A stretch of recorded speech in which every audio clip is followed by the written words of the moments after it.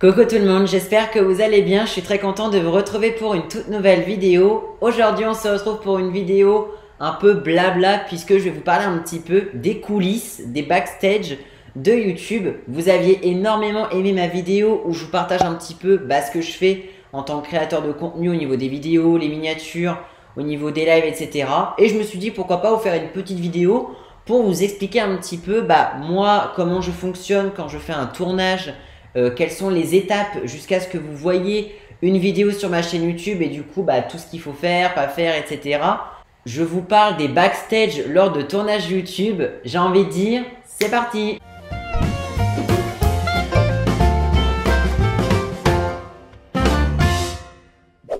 Déjà, vous vous en doutez bien, quand vous voyez une vidéo sur YouTube, il y a eu énormément d'étapes qui ont été faites avant. Voilà, forcément, parce que quand on voit une vidéo sur YouTube, on se dit pas « ouais, allez, il a juste filmé, puis c'est tout, il a balancé ça sur YouTube ». Non, en réalité, il y a énormément d'étapes. Je tiens à vous dire que dans cette vidéo, je vais vraiment donner, on va dire, ma méthode de travail, mais je sais très bien que c'est peut-être pas forcément la meilleure méthode, c'est peut-être pas la plus efficace. Il y a mieux, c'est pas comme ça que certains font, mais en tout cas voilà, moi je vous donne vraiment mes conseils par rapport à YouTube. Donc après c'est un peu moi comment je fonctionne.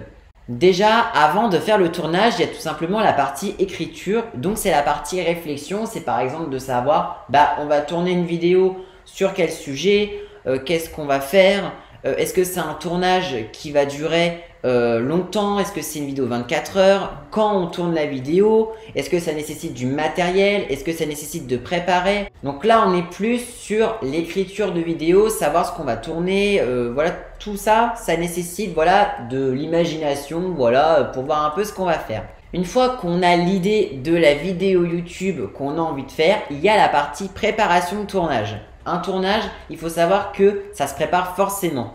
C'est très rare que je tourne une vidéo comme ça sans la préparer un minimum. Je tiens à vous dire que dans mes vidéos, je n'utilise pas j'ai pas un script avec une feuille, avec tout ce qui est marqué, j'ai juste à lire. Voilà, honnêtement, moi quand je fais mes vidéos, c'est vraiment full impro, voilà, même si évidemment, je sais à peu près ce que je vais dire avant de démarrer l'enregistrement. Tout ça, c'est de la préparation de tournage. Quand j'ai tourné par exemple ma vidéo je me marie, je kill et je unfollow des youtubeurs, ça peut paraître bête, mais il faut notamment préparer les noms de youtubeurs, il faut faire les papiers, il faut trouver une assiette, voilà, bon ça c'est pas forcément compliqué, trouver une assiette, il faut vérifier qu'on a le bon nombre, il faut recompter aussi le nombre de papiers parce que si par exemple à la fin il reste que 2 noms de youtubeurs alors qu'il en faut 3, c'est qu'il y a un problème. Donc voilà, tout ça, ça nécessite du temps. C'est un peu la même chose sur les jeux de mon enfance. Quand je teste un jeu de mon enfance, je télécharge l'application, je vérifie qu'elle fonctionne bien, je vérifie qu'il n'y a pas de problème, je vérifie que elle est fluide, qu'on peut bien enregistrer. Enfin voilà, donc toutes ces étapes-là, c'est des choses qu'il faut faire avant de tourner la vidéo. Parce qu'évidemment, je ne vais pas tourner une vidéo sur un jeu, en plein tournage, télécharger le jeu. Enfin voilà, tout ça, ce sont des petits réflexes qu'il faut avoir. Une fois que la date du tournage est choisie, une fois que je me dis là c'est bon, je peux tourner la vidéo, j'ai du temps, là c'est bon, je me suis organisé, il y a la partie préparation matériel. Alors moi forcément, je suis un youtubeur hyper débutant, donc il y a peu de choses à installer. Si ce n'est, j'ai juste à mettre la petite box Régalouse, voilà. Ensuite, j'installe ma ring light. Je vous invite aussi à aller voir ma vidéo setup, que j'ai faite il y a un petit moment. C'est le même matériel que j'ai encore aujourd'hui. Pour tourner une vidéo, j'utilise du coup une ring light pour l'éclairage. J'utilise mon ordinateur pour justement enregistrer le son et mon micro évidemment que vous voyez à l'écran, mon micro Blue Yeti X pour pouvoir enregistrer le son. Une fois que tous ces éléments-là sont installés, que la ring light est allumée, que l'ordinateur, l'enregistrement est bon, on peut passer au tournage. Avant que le tournage ne commence et que je fasse mon intro, vous avez peut-être vu des youtubeurs faire ce qu'on appelle des claps. Des claps, c'est tout simplement faire ça pour justement vérifier que le micro fonctionne bien, que le son est bien capté et qu'il n'y a pas de problème. Avant que je démarre l'enregistrement de la vidéo, avant que je commence à dire mon intro, je fais ça au moins 2-3 fois pour être sûr que le micro fonctionne bien, que le son est bien capté, qu'il n'y a pas de problème. Une fois que tout ça c'est bon, on peut démarrer l'enregistrement. Donc une fois que le tournage est effectué, on est maintenant sur la partie montage. Pour le montage d'une vidéo YouTube, moi je fonctionne en plusieurs étapes. Première étape, il faut importer les rushs, donc on appelle ça les rushs, mais on peut dire aussi les clips, donc c'est notamment la vidéo, sur le logiciel de montage. Donc on importe les rushs, donc à savoir l'enregistrement vidéo, mais aussi l'enregistrement audio et aussi d'autres vidéos par exemple en plus. Quand par exemple je fais une vidéo sur Fruit Ninja, il faut aussi importer l'enregistrement du gameplay de Fruit Ninja. Donc ça, il faut l'importer sur le logiciel de montage qui est iMovie. Une fois que tout ça c'est fait, la première étape c'est d'importer tout ce qui va être les rushs. La deuxième étape, c'est le dérush. Dérusher, ça veut dire on enlève tous les passages qu'on ne veut pas mettre dans la vidéo YouTube finale. On enlève par exemple les moments où, je sais pas, il y a un bruit extérieur. J'enlève les moments où je parle pas ou parce que j'hésite. Les moments où je dois recommencer une phrase. Enfin, voilà, donc toutes cette étape-là, c'est ce qu'on appelle le dérush. Et c'est une étape qui peut prendre beaucoup de temps quand il y a des youtubeurs qui font des tournages extrêmement long, c'est très pénible de faire le dérush parce que ça nécessite du temps. Donc ça c'est l'étape, on va dire peut-être qui peut être la plus longue, c'est le dérush.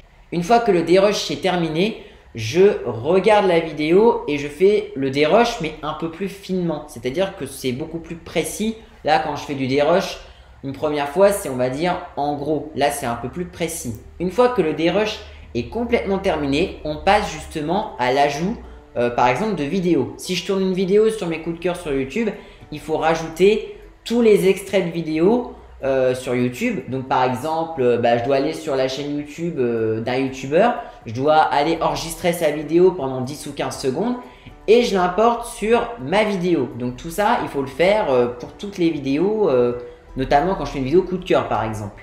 Une fois que c'est fait, on ajoute du coup les effets, le bouton s'abonner, le bouton pouce bleu. On ajoute aussi une photo avec le nom de mes réseaux pour celles et ceux qui veulent me suivre sur Instagram ou encore, je sais pas, sur Twitch. Donc tout ça, je le fais et après je rajoute les effets sonores. Donc les effets sonores, c'est des petits bruits que vous entendez parfois quand il y a une photo qui apparaît sur la vidéo. Donc ça, on appelle ça l'ajout d'effets audio. Une fois que tout ça c'est fait, je fais la musique de fond. Donc je vais sur YouTube, je prends une musique qui est no copyright et j'ajoute une petite musique de fond à la vidéo pour que voilà, vous ayez une petite musique de fond assez cool, voilà, histoire de vous ambiancer un petit peu.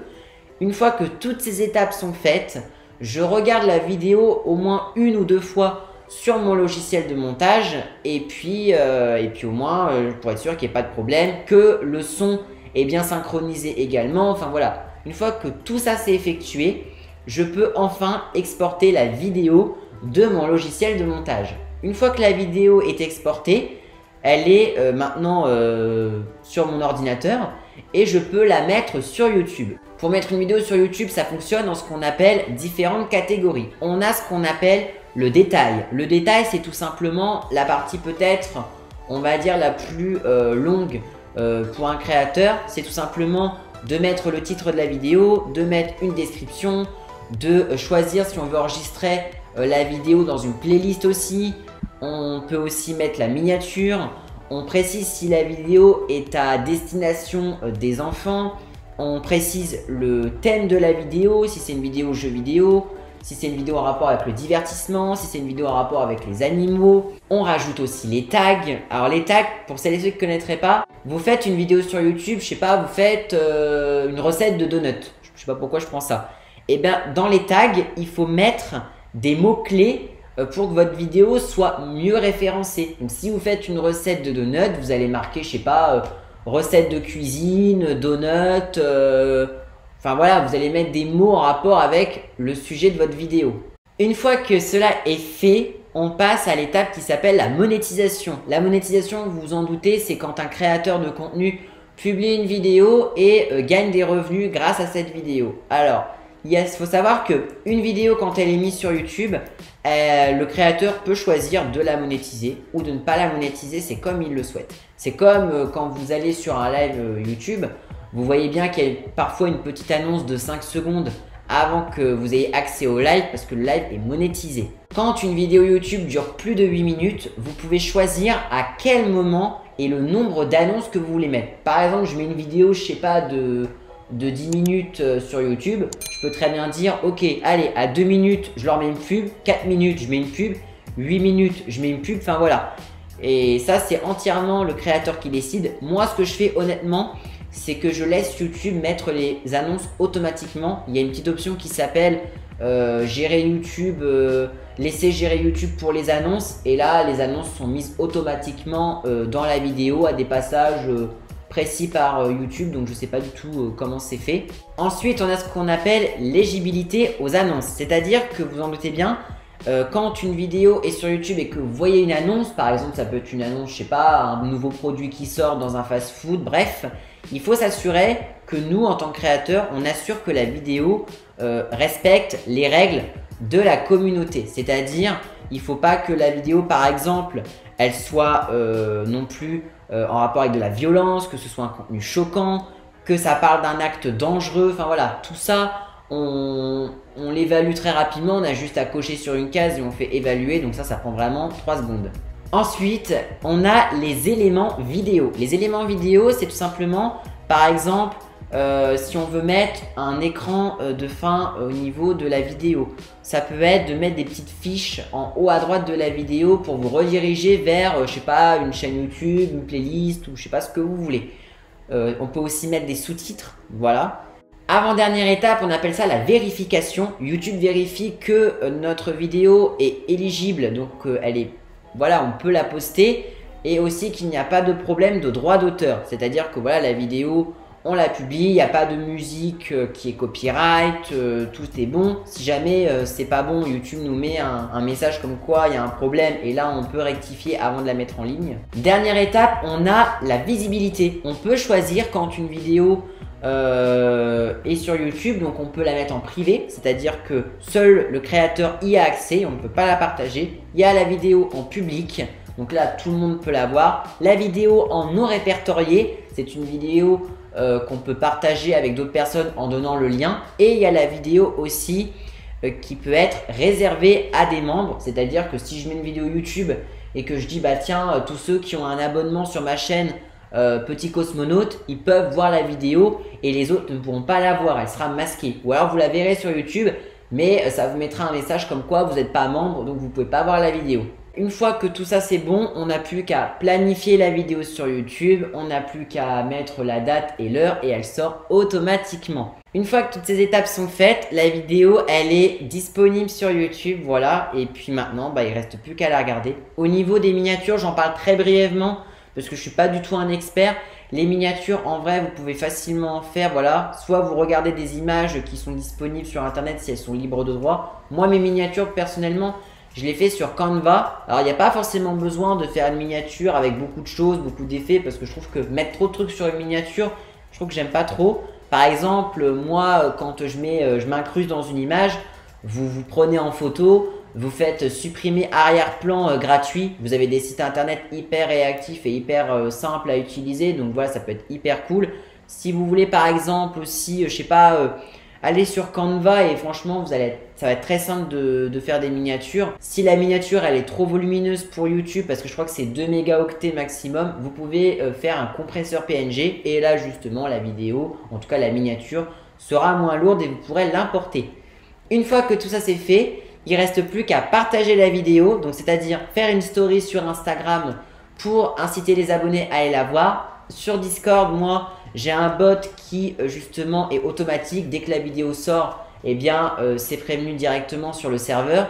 Il faut aussi le mettre sur Twitter. Il faut aussi mettre un post dans l'onglet communauté et le programmer en même temps que la vidéo. Et il faut également aussi faire un short YouTube sur ma chaîne secondaire pour annoncer. Donc là, vous voyez qu'une vidéo YouTube, c'est beaucoup d'étapes avant, pendant et après. Surtout le après qui est extrêmement long. Mais voilà, au bout du compte, la finalité, c'est que la vidéo est sortie. Ça peut arriver qu'une vidéo sorte et qu'il y ait un énorme problème. Dans ce cas-là, si c'est un problème de musique, on peut vite changer la musique grâce à YouTube. Après, si c'est un problème plus grave, là, c'est un peu plus compliqué. C'est la fin de cette vidéo. Écoutez, j'espère qu'elle vous aura plu. Donc moi, je trouvais ça hyper important de vous partager un petit peu les backstage de YouTube lors d'un tournage, tout ce qui se fait avant, pendant et après. Moi, je trouve ça trop intéressant. Dites-moi dans les commentaires si vous avez aimé cette petite vidéo en mode backstage. N'hésitez pas non plus à liker cette vidéo et à vous abonner à ma chaîne si ce n'est pas encore fait. Quant à moi, je vous dis à très bientôt pour une prochaine vidéo. Prenez bien soin de vous surtout.